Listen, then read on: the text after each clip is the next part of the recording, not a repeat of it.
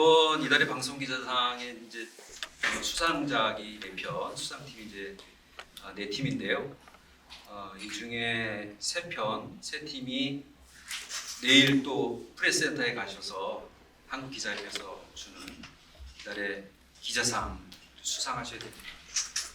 물론 이제 방송 보도 부문도 있긴 하지만 신문통신하고 같이 겨루는 취재 분야에서도 역시 수상작이 나왔다는 거는 우리 이제 방송 저널리즘의 역량이나 성과 이런 걸 잘 보여주고 있다고 생각을 하고요. 그래서 저희가 이달의 방송기자상 시상식을 할 때 보면 각 출품작, 수상작을 한 2분 안팎으로 잠깐 좀 클립 영상을 보거든요. 그래서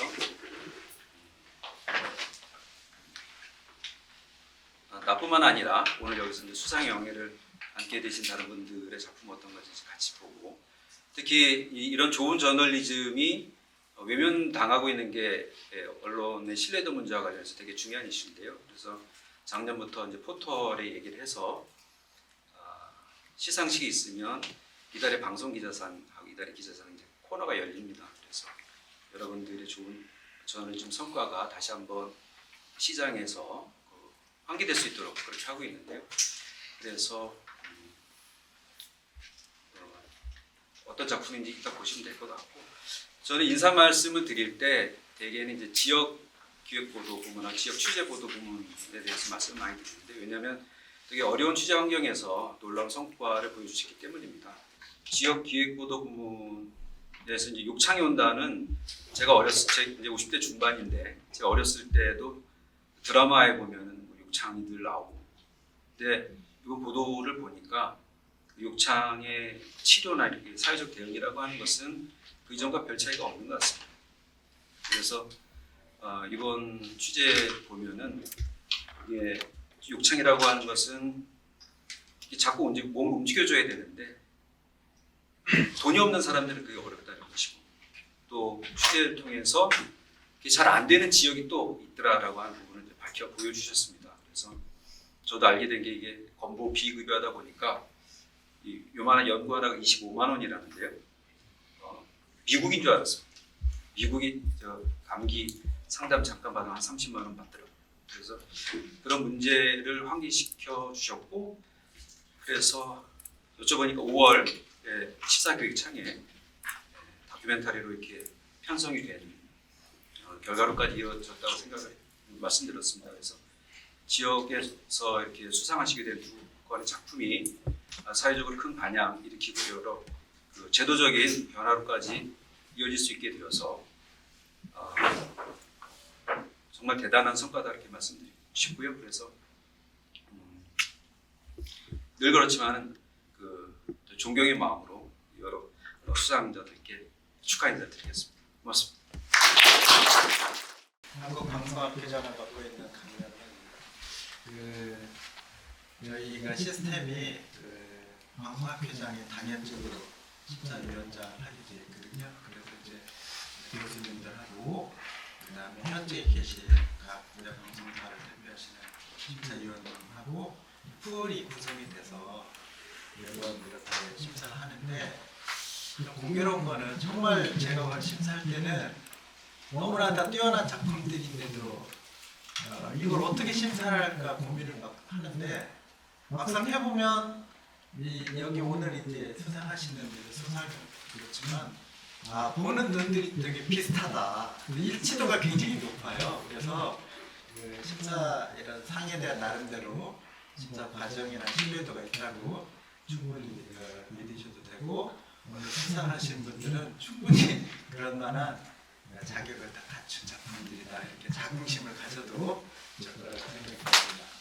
이번에는 유독 굉장히 좋은 작품들이 많이 출품이 되고요. 그다음에 심사도 굉장히 좀 치열했는데 종합적으로 심사평을 말씀드리도록 하겠습니다. 제173회 이달의 방송기자상에는 총 35편이 출품됐습니다. 부문별로는 취재보도 부문 5편, 기획보도 부문 15편, 디지털 콘텐츠 부문 1편, 지역 취재보도 부문 9편, 지역 기획보도 부문 5편으로 이렇게 집계가 됐습니다. 심사위원회는 모든 출품작에 대해 소재, 취재, 영향력, 완성도 측면에서 각각으로 나눠서 신중하게 평가를 하고 있고요. 최종 수상작을 선정하는데 고민과 논의를 거듭해서 이렇게 심사를 하게 되었다는 점 먼저 말씀드립니다. 자, 그러면 각 부분별로 취재 보도 부분에서는 KBS의 정순신 변호사 자녀 학력 폭력, 학교 폭력 소송전 연속 보도가 심사위원들로부터 가장 높은 점수를 받으며 수상작으로 선정됐습니다.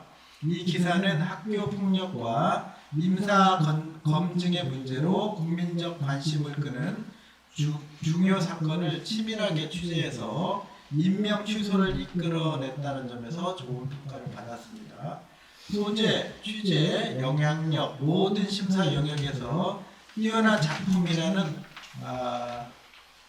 호평이 많았습니다. 그 밖에 뉴스타파의 병원에 남은 마지막 이태원 참사 생존자 보도도 의미 있는 기사로 평가됐습니다. 12구 이태원 참사에 대한 언론 보도와 국민적 관심이 줄어드는 상황에서 병원에 남아있는 생존자의 존재를 단독 취재해 정부의 무대책을 다시 지적했다는 점에서 좋은 평가를 받았습니다.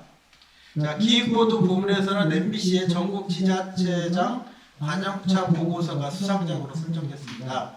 이 기사는 전국 지자체 243곳을 전수조사하고 수집한 정보를 데이터베이스로 홈페이지에 공개했다는 점에서 우수한 평가를 받았고요. 일부 심사위원은 데이터 저널리즘의 좋은 사례로 평가하고 디지털 콘텐츠 부분에도 적합하다고 조언한 바 있습니다. 그 밖에 KBS의 덧치된 뇌자 유치도 마지막까지 심사위원들을 고민하게 했던 그런 우수한 경쟁작이었는데 강원도 레고랜드 사태의 발생 배경을 초기 사업 추진의 문제점까지 연결지어서 보도했던 우수작이었다 이렇게 평가를 받았습니다. 디지털 콘텐츠 부분에는 한 편이 출품됐지만 이 부분에 적합하지 않다는 평가와 함께 수상작으로 선정되지 못했습니다. 심사위원들은 이 부분 출품작으로 단순한 유튜브 활용을 넘어 데이터 활용이라든지 이용자 상호작용, 새로운 영상의 편집 기술이라든지 이렇게 표현 부분에서 디지털 기술을 적용하는 뭔가 실험적인 이런 것들이 적합한데 단지 유튜브 플랫폼만 송출했다는 점에 이 부분에 적합하지 않았다. 이제 이런 평가들이 많아서 이번에는 선정작이 없는 것으로 이렇게 결론을 냈습니다. 한편 지역 취재 보도 부분에서는 KBS의 요양병원 검은 돈벌이가 수상작으로 선정되었습니다. 요양병원에서 폐백으로 환자를 불법 유치하는 비리를 폭로하고 의심 병원 목록과 신고센터를 만드는 등 문제 해결에도 크게 기여했다는 그런 평가를 받았습니다. 특히 점점 더 많은 가정이 요양병원에 의존해가는 이런 고령화 사회에서 이와 같은 탐사 보도의 의미가 더 크다는데 심사위원들이 공감을 했고요. 그 밖에 목포 MBC의 수상한 근대 역사 문화공간 조성 또 최종까지 경쟁을 벌일 우수작이었다 이렇게 평가를 받았는데 지자체가 행정 절차를 무시하고 지역 유지에게 이로운 사업을 추진하는 과정 이런 토착 비리 같은 거죠. 이걸 치밀하게 지적했다는 그런 호평을 받았습니다. 자, 마지막으로 지역 기획보도 부분에서는 KBS 대구 아까 회장님께서 말씀하신 기획보도 욕창이 온다가 수상작으로 선정이 되었는데요. 욕창에 대한 전국 실태를 지도로 분석하고 의료 수가와 돌봄 인력의 문제를 체계적으로 짚었다는 그런 호평을 받았습니다. 이 기사는 욕창에 대한 사회적 관심을 불러일으켰고 고령화 사회의 주요 문제로 인식시키는 데 일조했다는 그런 평가를 받았습니다. 네, 이상으로 심사평을 마치도록 그렇게 하겠습니다. 네, 수고 많이 하셨습니다.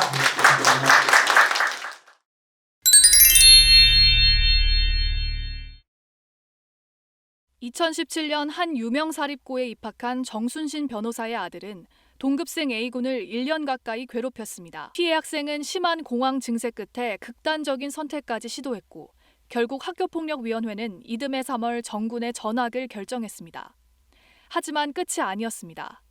정군은 재심을 청구한 데 이어 행정소송과 집행정지 신청까지 가능한 모든 법적 대응에 나섰습니다. 정 변호사는 미성년 아들 법정 대리인을, 정 변호사 연수원 동기가 소송 대리인을 맡았습니다. 하지만 전학 결정을 취소해달라는 소송은 1심과 2심, 대법원까지 모두 기각됐습니다.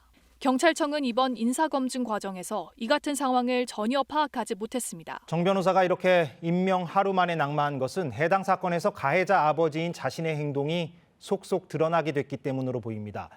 판결문과 당시 자료를 보면 피해자는 한 명 더 있었고 정 변호사는 줄곧 부적절한 대응을 했습니다. 이어서 이도윤 기자입니다.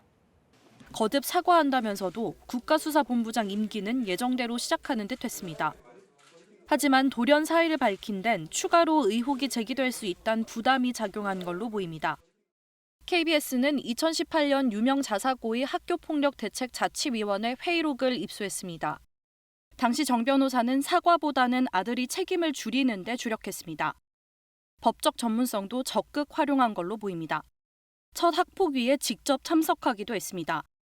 언어적 폭력은 맥락이 중요하다. 비군과 친해지려 했던 취지로 주장했고 오히려 원하지 않는 기숙사방에 배치하는 게 제도적 폭력이라고도 했습니다. 여기에 그치지 않고 재심 청구, 행정소송, 집행정지 신청 등 가능한 모든 절차를 동원했습니다. 소송전을 벌일 당시 정 변호사는 서울중앙지검 인권감독관이었습니다. 우선 좋은 사항 주셔서 너무 감사하고요. 저희가 이번에 했던 보도는 5년 전에 2018년에 선생들이 했던 그런 최초 학교폭력 사건에 대한 보도가 있었기 때문에 가능했던 보도였고 또 정치부 사회부 이렇게 부서간 협업을 통해서 취재를 하는 경험을 했었는데요. 저희가 크게 주목했던 거는 이제 학교폭력 사건에 대해서 소송전으로 이거를 계속 피해자한테 2차 가해를 입히는 부분 그리고 고위 공직자에 대한 인사 검증 문제 이렇게 두 가지를 좀 집중적으로 다뤘는데 정순신 변호사 같은 경우에는 자신이 가진 이제 법조 지식을 활용해서 할 수 있는 그런 모든 소송을 다 했던 부분에 좀 주목을 했었고 아마 이런 사례가 이 학생 한 명뿐은 아닐 거라고 저희도 취재를 하면서 그런 생각을 많이 했는데 이번 한 번의 사례로 끝나는 게 아니라 이번 사례가 알려진 게 계기가 돼서 앞으로 좀 제도적인 변화가 확실하게 있었으면 좋겠다 하는 그런 생각을 했고요.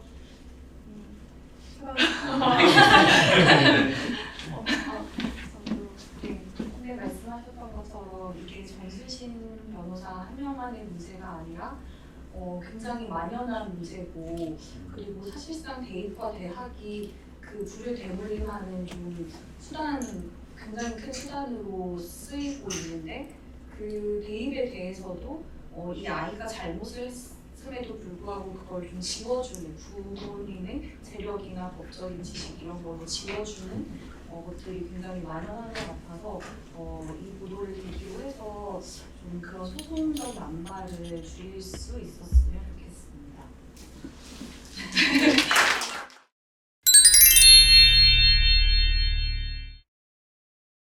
뉴스데스크는 오늘과 내일 민선 8기 지방자치단체장들이 타는 전용차에 대한 이야기를 하려고 합니다. MBC 기획탐사 취재팀이 243개 지자체 단체장들은 어떤 차를 얼마나 오래 타고 있나 하나하나 전수조사해봤습니다. 7기 강원도 춘천시장의 차는 사실상 5대.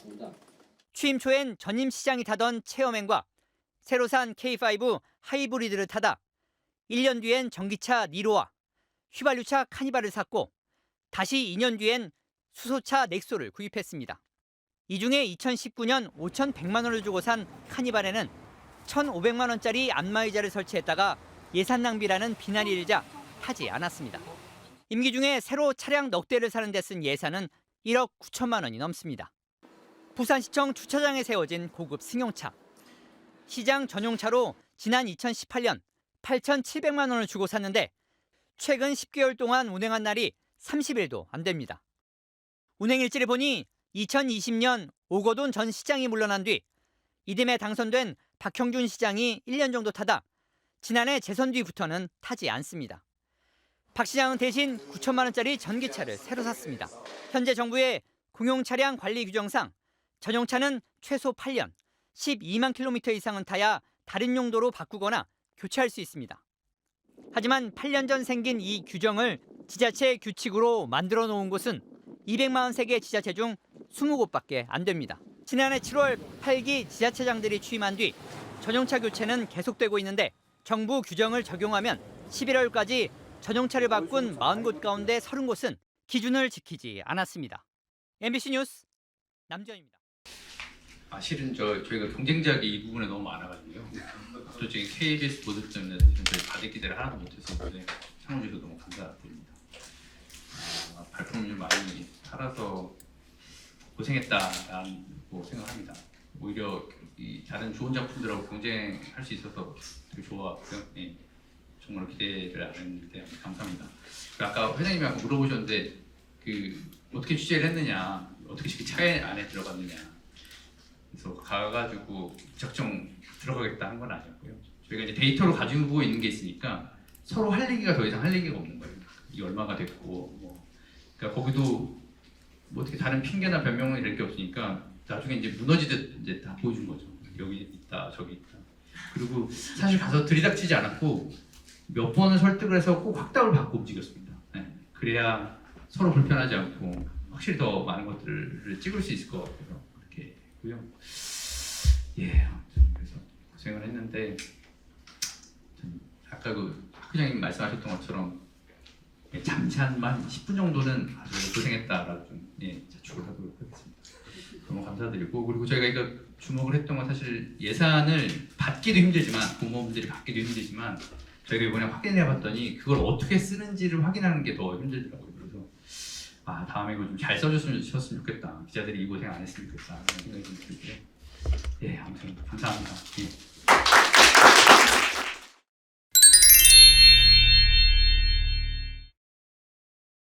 고령화 여파로 요양병원이 많이 증가하면서 이들 간의 경쟁은 더욱 치열해졌습니다. 특히 요즘은 암 환자 유치까지 나설 정도입니다. 저희 취재진은 이 과정에서 이루어지는 탈법과 불법 실태는 물론 그 배경을 집중 취재했습니다. 암 환자가 주로 입원하는 광주의 한 요양병원입니다. 치료 설명은 5분여 남짓. 그 뒤 30분 넘게 병원에서 환자에게 돌려준다는 돈 설명이 이어집니다. 저희가 결제하시고 나면 3, 4일 후에 따로 현금으로. 이게 제일 중요한 거예요. 이른바 페이백. 암 환자가 보험사에 청구하는 금액에 따라 적게는 10%, 많게는 20% 이상을 현금으로 돌려준다고 말합니다. 일부 요양병원이 각종 불법 편법을 동원하는 이유, 암 환자가 속칭 돈이 되기 때문입니다. 노인 환자 진료비는 정액 수가제로 대부분 한정된 급여만 청구하지만 암 환자의 경우 비급여 항목 치료비 비중이 높아 노인 환자보다 진료비가 많게는 5배 이상 차이가 나섭니다. 일부 요양병원의 돈 없는 경쟁과 돈만 쫓는 의료 행위가 불필요한 환자를 만들어내고 암 환자를 범법자로 내몰고 있습니다. KBS 뉴스 김혜정입니다. 저희 기획탐사팀이 꾸려져 있는데 항상 해마다 굉장히 특출난 성과를 보이고 있습니다. 근데 현재는 저희가 인력난 때문에 사실 저 혼자예요. 저 혼자 1월 달에 이제 발령을 받고 첫 번째로 취재한 아이템인데 그나마 이제 반향이 좋아서 조금 부담감을 덜었습니다. 어디서부터 시작해야 될지, 사실 저는 이제 육아휴직을 하고 복직한 지는 얼마 안 됐어요. 육아휴직을 했을 동안에는 약간 그만두고 싶다라는 생각을 많이 했었고, 이게 일과 가정 양립이 안 되더라고요. 그래서 이제 그냥 참 이런 말 하면 웃기겠지만 생계형 기자로 살아가야 되나 이런 고민이 드는 시점에 만난 아이템이라서 저한테는 굉장히 좀 특별하고요. 근데 이것도 사실은 아이 양육 때문에 정보원을 만나고 바깥으로 돌고 사실 이렇게 수집할 시간이 많이 없습니다. 그게 굉장히 약간 좀 자존감이 낮아지는, 기자로서의 자존감이 낮아지는 시점이기도 하거든요. 그래서 이번 같은 경우도 가족을 제가 요양병원에 입원을 시키다가 우연히 알게 된 사실이었었어요. 그리고 나서 나중에 취재를 하다 보니까 이게 너무 만연해 있고 또 전국적으로도 이런 일들이 단순한 페이백이 아니라 각종 불법과의 그 탈법이 난무하다라는 것을 알게 됐습니다. 또 이 보도가 나가고 나서 그 제보가 많았어요. 현재도 있고. 그래서 저희도 지금 이거 특집 프로그램으로 키워보려고 계속 취재하고 있는 상황입니다. 단순하게 요양병원에서 이게 돈을 주고 그다음에 환자만 사기 위한 행태가 아니라 이거는 정부가 손 놓고 있는 그런 병상 계획수 문제고 공공 의료 정책에서도 굉장히 연결되어 있는 문제더라고요. 그래서 이것을 혼자지만 좀 어떻게 과학적으로 저도 한번 입증해야 되는지 현재는 굉장한 숙제가 남아 있는 아직도 현재 진행형인 그런 아이템입니다.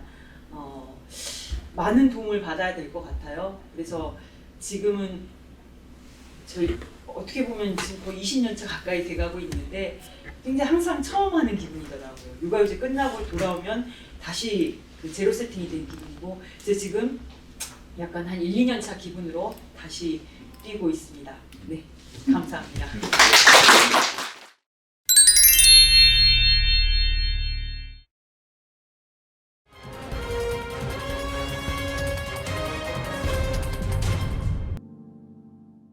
욕창은 어쩌면 외로움에서 오는 병입니다.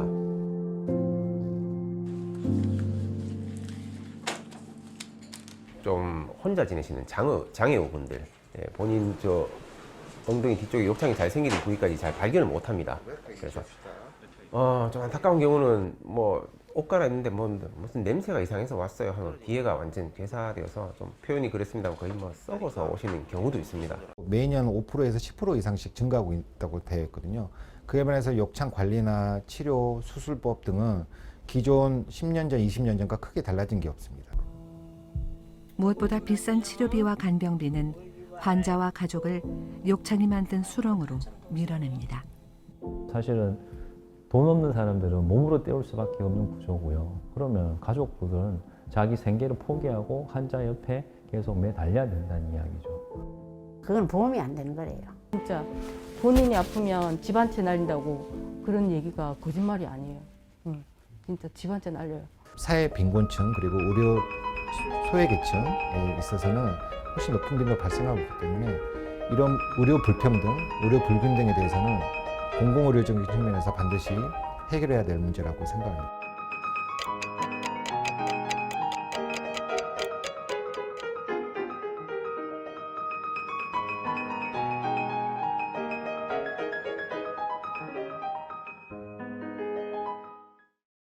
그 욕창이라는 병 자체가 되게 많이 들었어요. 예전부터 다들 많이 흔하게 알고 계신 부분이고, 그런데 취재하면서 느낀 게 다른 병보다 이제 특이하게 이제 가족이 24시간 붙어 있어야 되니까 환자도 힘들고 가족의 일상이 다 파괴되는 병이라는 걸 모두가 알지만 조명을 지금까지 받지를 못했더라고요. 그래서 이번에 이 욕창이라는 병을 가지고 그 돌봄과 의료 공백을 어떻게 볼 수 있지 않을까 해서 그 자료를 조사를 한 거고요. 그래서 소득 수준이라든지 또 지역별 또 지역 의료 소외 지역과의 어떤 그런 문제점들을 이번에 이제 도출을 하게 됐고요. 그래서 앞으로 이런 부분들이 보도에서 끝날 게 아니라 또 법과 제도가 또 분명 채워넣어야 할 역할들이 있거든요. 그런 부분에 대해서 추가 보도를 또 하도록 또 하겠습니다. 고맙습니다.